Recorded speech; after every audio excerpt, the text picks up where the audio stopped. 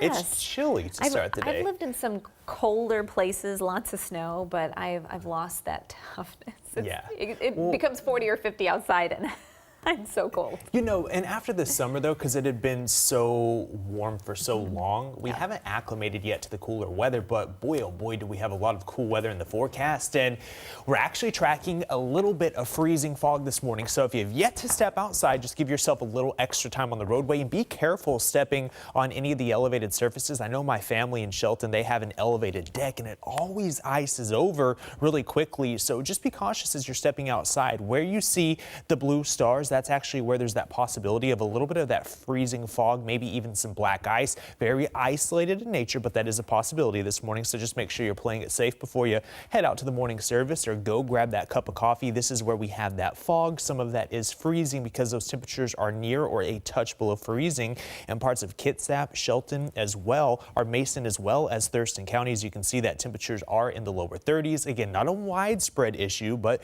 there still is that possibility of some black ice in some areas. Elsewhere, temperatures cool, but safely above freezing. 44 in Seattle, 45 for my friends in Everett. A cool start to the morning. Make sure that you have that long sleeve before you step outside. We're going to see temperatures today climb into the mid-50s. We're going to see partly sunny conditions, largely dry, as we have an area of high pressure building overhead. But the next storm system already has its eyes set on western Washington, arriving later on tonight. That's going to increase those rain chances initially for the coast by around 8 p.m. Notice the Pacific coastal area is starting to get in on some light rain.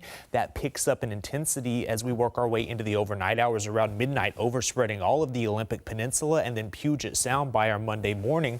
7 a.m. You're heading into work or going to school, could see some rain showers for central parts of Puget Sound as well as southern Puget Sound, southwest interior, extending our way up the Cascades into the northwest interior. And some of this rain actually continues throughout the day on Monday with a convergence zone that could set up possibly a pretty intense one for parts of Snohomish as well as King counties. That will continue into the evening hours. And what's different about this system is we're going to see an uptick in the winds. This is around midnight. Notice for the Pacific coast near the Strait, extending into the San Juans in the northwest interior, winds gusting between 30 to 40 miles per hour. These are those wind gusts, and this is around 5:30 for your Monday morning. Even Everett and Seattle starting to get in on some of those stronger winds. Now, this isn't unusual, but we still have a lot of foliage on the trees, so that could knock down some smaller branches that could lead to some isolated power issues. So just keep that in mind. Maybe have those preparations made in case you do lose power.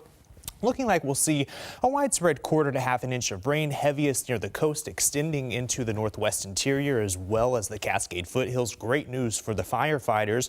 Could see upwards of 3/4 of an inch there. Snow levels do drop down to 3,500 feet. Could see a few slushy inches for Stevens Pass as well as White Pass. Snoqualmie Pass looking okay, but we'll continue to keep an eye on that. 7-day forecast looking pretty good fall-like with temperatures in the 50s, rain chances really over the next 7 days.